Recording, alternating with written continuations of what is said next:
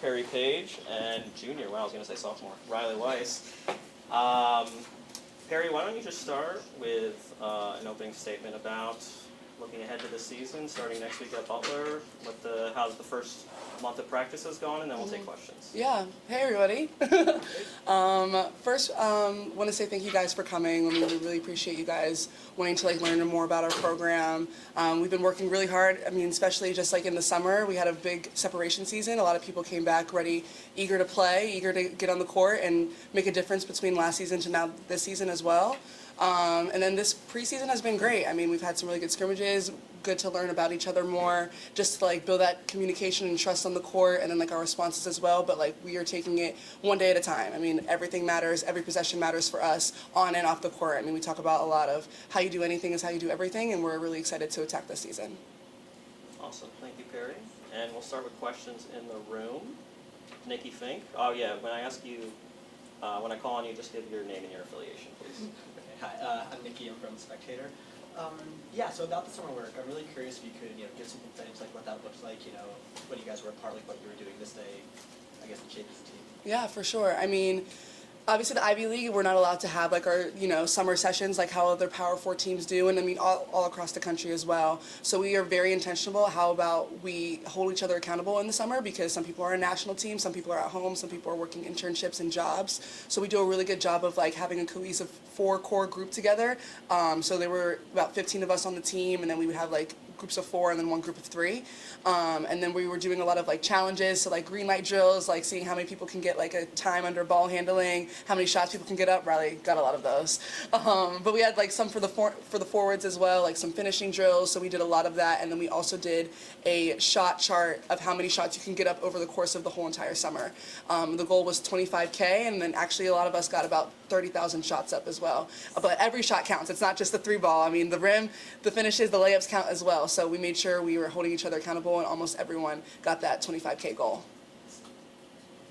Go ahead. Jillian Prince, the Collectibles Spectator. Question for Perri. You were a captain last year, so what are some lessons that you're taking in that season to bring now? Yeah, I actually had 2 great leaders, Kitty and Cece, who I was running by as well, who really showed me the way of what it means to be a leader, and now just filling that void for them. I mean, also just stepping up to the plate, knowing that I have a lot of space to take in terms of them, but I'm really ready to attack it, and just kind of carrying over the way that I kind of saw how Kitty and Cece led, and then kind of putting my own spin and my personality into it as well. So making sure that I'm also empathetic for my teammates, but also holding them to the standard in order for us to win. No problem. Hi, Victoria Nissan from the Athletics. My question for you is, what have you noticed from this new group, fresh faces, new team energy going into this season? What are you excited about? Honestly, you want to take it? Yeah. Yeah, I mean, like you said, lots of new faces, and we're more international than we've ever been. So just that style of play coming together into Columbia basketball, I'm really excited to see what that looks like this year. Yeah, I would say we're really versatile this year. We're the biggest team I think Coach G has ever had. We're super tall, so using that to our advantage, looking inside a lot this year, is something we're trying to implement. Okay. Hi, I'm Arielle with the Columbia Spectator, and kind of mostly for Riley, but for everyone, kind of, how do you guys think your role on the court is going to change without Kitty and Cece from last year, and then what does it kind of mean to be taking on a bigger leadership role? So yeah, Kitty and Cece, obviously 2 great players, great leaders. So when they graduated, they left a lot of space for other people to take. And like Perri said, I think a lot of people worked really hard in the summer and the off season, and everyone came back ready to go. Yeah, everyone came. They worked on things they needed to, and personally, I think I've just developed in more areas of my game. So that's something I'm trying to implement. Being able to impact the game in more ways, scoring, and then also these 2 over here have worked a lot on their scoring this summer, so you're going to see a lot more points from these 2. Yeah, like Riley said, just working more to cover the offense. Obviously Kitty and Cece, a lot of scoring, assists, so working between us and then other returners too to cover that space. Yep. One in the back. Sophia Aranda, the Barclays Bulletin. I wanted to ask how your relation, now that you guys are juniors and seniors, how your relationship with your coach has changed, in hindsight over the years, going into your senior year. Honestly, I don't think it's really changed as much, to be fair. She doesn't switch up. She's always the same every single day. You know what you're going to get from her. Ever since I committed or was being recruited, I've seen her the same exact way, and she's always been willing to make me a better human. That's honestly the best thing I love about Coach G is that, like, since the minute I stepped on campus, she wanted to make me a better human on the court and off the court. So I don't think she's ever switched up, and my relationship with her really hasn't changed. Yeah. Susie and Riley, can we have a little word about what the coach does to kind of keep you motivated and keep you focused, and a little reflection about the tremendous success that you guys have built over the last couple of years? I'll go first. So, yeah, Coach G demands from you every day. It's not just on game day. She's going to ask you to bring it, like, every single day. She demands very highly of each one of us. She coaches us really hard. And, yeah, I think we've all grown in many ways in terms of accepting her feedback and then really using it to grow and listening to her, because she's a great coach and she's so knowledgeable. So, yeah. Yeah, like Riley has just said and like Perri has mentioned, Coach G is coaching everyone the same, whether you're a senior, whether you're a freshman, like every single day coaching you hard. And while we celebrate like past successes from previous seasons, we're focused on this season and what we have ahead of us. Up front here. Yeah, sort of more on like the student athlete side, what are some strategies you all have learned, like, to deal with like the school load and the season load over the past few seasons? Manage your schedule and manage your time well. When you don't really manage your time or like see what's in your schedule for the week, the day, whatever it is, you feel like the day is just going by like that. When you really sit down and like map out what you're going to do each day, you realize you have more time than what you think. So I think kind of managing that and like writing down my schedule has really helped me kind of focus on control the balance between my academics and my athletics too. We're going to go over to Zoom. Lois, we'll start with you. Jen had her hand up first, so I defer to her. All right, we'll go to Jen. Either way. Hi, everybody. Jen Hadfield with the 9 Basketball. Good to see you all. Wanted to ask you about Fliss being back with you guys. For any or all of you, how does it feel to have her back in the mix? And what did you miss the most last season not having her next to you on the court? I can take it. So, yeah, having Fliss back is great. Like, on and off the court, she's a great presence. Like, leadership-wise, she's always speaking, holding people to the standards, so having that is great, as well as her play style. Like, she's aggressive, she works hard, so all around she's just lifting up the whole program, so it's great having her back. Yeah, I'd add to that. I think she's just a great energy. I'm her roommate, so 3 years going strong now, but I think she's just a great energy. Every room she comes into, she just lights it up, so it's been really, really great having her back. All right, Lois. You're coming off of back-to-back appearances in the NCAA tournament. How do you keep that momentum going and build on it to do even better this year?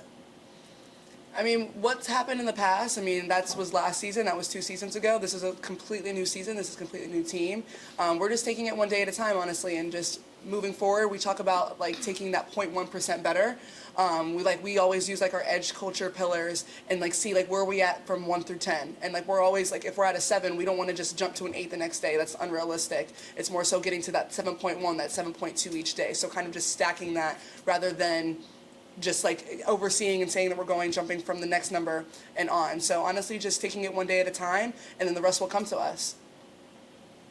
And I didn't announce my outlet. My #1 article will be the Amsterdam News, but I'm also working on a piece for the EDU Ledger about NIL.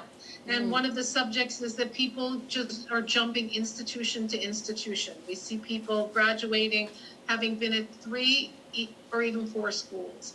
What does it mean to you to be staying at the same institution with the same coach? Obviously, people graduate and leave, so it's not always the exact same team, but there's this level of consistency. So particularly for the seniors and juniors already, you're in year 3. So what has that meant to you to not jump institution to institution? I think it goes to show what a great program we have here. Like, we have great players, we stay most of the time, even the staff retention is high. So I think it just goes to show that people want to be here, and there's not other places in the country like Columbia to be and play at. So I think it speaks volumes to what Coach G has built here. Mm-hmm. And if you could also speak about how you hope to utilize NIL opportunities, either as a collective group or individually doing social media posts or whatever may come your way. Yeah, I mean, honestly, I mean, your brand is how you show yourself is your brand. And honestly, I think the coaching staff and our also like media team, our NIL team has done a great job of like putting us out there and figuring out like what our interests are and how we can maximize our or utilize our potential and our brand on that. So I think honestly the best thing we can do is just like put ourselves out there because I mean we're not getting that collective. The Ivy League doesn't give us that money or whatever, but like we don't need that, and I think that's also what makes us special.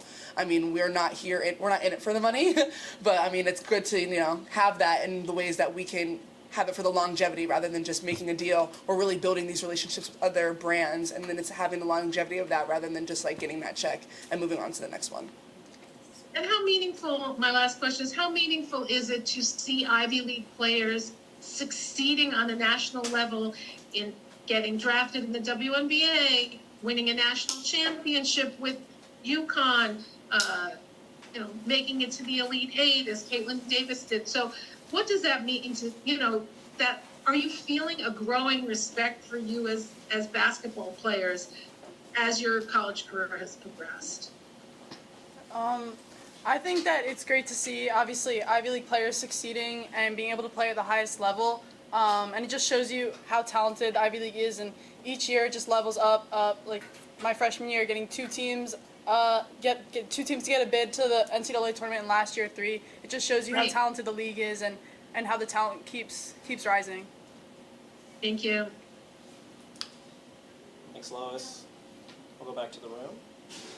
What's Sorry. Question for Susie. You went on a pretty major run toward the end of last season. I'm specifically thinking of the Ivy League tournament postseason. How are you planning on carrying that momentum into the new season? I love the word momentum. That's actually our theme for this year as a team. So we talk about, again, we've heard it, building, stacking days. So we're generating momentum going into these first games. So I look to bring that, and the team looks to bring that going into the start of the season. How would you describe this team to someone who hasn't had the opportunity, and everyone here, to watch or have that experience of seeing a practice, seeing the way you guys communicate? What would you say about yourselves? There's so many words I can think of. I'm gonna go with community, because in community, that a lot of people say sisterhood, and that's just really vague to me. But the community in sense of family, because community, you have everyone surrounding you, and our support system is absolutely huge, and the people who come to our games, who I see on the street, I mean they literally rave about us. So I think that also extends to the out of the 4 lines, but then also on the inside, we are a true family. We will ride or die for each other. These girls are my sisters. So I would also say just having that on the internal community, but also the external, the support staff, we love you guys. How do you feel like that community has grown over your time here, and what's the impact you want to leave? I mean, yeah, it's really extended. Like Perri said, there's so many people. We have our community initiatives. We're working with charter schools, so we're just extending in all areas. Our international players as well. We're in other countries now, so it's really extending. People show us lots of love and support. So it's honestly amazing. Go ahead, Nikki. Yeah, for Susie and Perri, I guess it's been 3 years, 3 championships so far.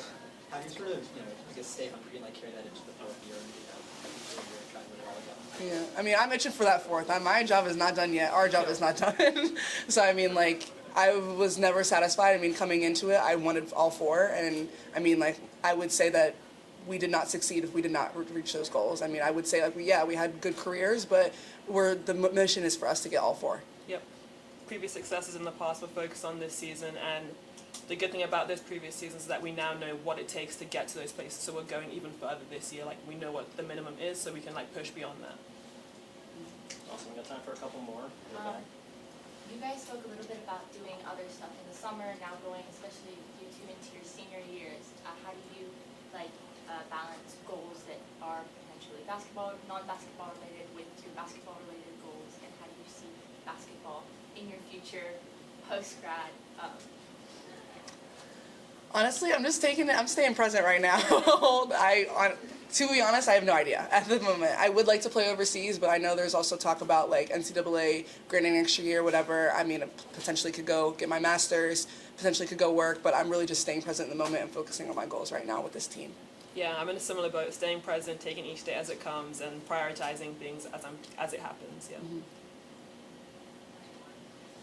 As a program, obviously you guys last year made it to the round of March Madness. What kind of experiences do you think that taught you, and like what will it kind of carry? What will you guys carry with you through this season? Yeah, so those experience, obviously, it's great getting to have that experience on a big stage like that, so we know what it's like to play there. We've both been there for the past 2 years now, so we know what that stage is like, and just having that experience playing against the best teams in the country, which also we do that in non-conference, like our non-conference prepares us for that. So I think just, again, getting those experiences on that big stage will help us this year. And I think, this might be the last one. Go ahead. Last year, the captains, spoke about you, Riley, as like they were really proud of the work that you had put in and that they knew it would transfer to your season, which it did. Is there like another player that's coming up, or a couple players that you think you're really excited to see on the court this season? My girl Hulka. I'm honestly really excited to see. I mean, she came and transferred from University of Missouri. She just brought like great energy and like a completely new personality that I've never seen, honestly, within our team. I think she's going to do big things this year. And then as well, Fliss, we talked about her already. I mean, I know what I'm going to get from Fliss any single day. So. Awesome. And I actually am going to go to Zoom one more time. Go ahead, Jen. Thanks, Kyle, for squeezing me in. Riley, starting with you on this question, but then would love Perri and Susie's take also. Just Riley, going from sophomore to junior year, curious how you're kind of building on, growing into kind of more of a leadership role, thinking about that, and then Perri and Susie, what you've seen from Riley in that respect. So yeah, I'm working on using my voice a lot more this year, and then also impacting the game in more ways has been a big point of emphasis for me. Not just relying on scoring, but being able to get my teammates involved, working on the defensive end, and yeah, just impacting the game in more ways, and also stepping into a bigger leadership role, like you said. Yeah, the transfer from Riley's freshman year to junior year is actually insane. if y'all saw like what was it on the inside, I mean, it's just great to see the growth that she has. But like obviously, like job's not done for her. There's a bunch of big things that like she needs to work on. But like she's still stacking those days, and she's gonna be a great leader for this team as well, especially when we graduate. Yeah, just like Perri said, Riley's been leaning into using her voice a lot more, and it's really helping the team on and off the court. So I'm excited for her to keep doing that this season. Awesome, thank you. Thank you. Thank you, Susie. Thank you, Perri. Thank you, Riley. Thank you. That'll conclude the players portion. We'll bring Coach up in a second. Thanks. Thank you.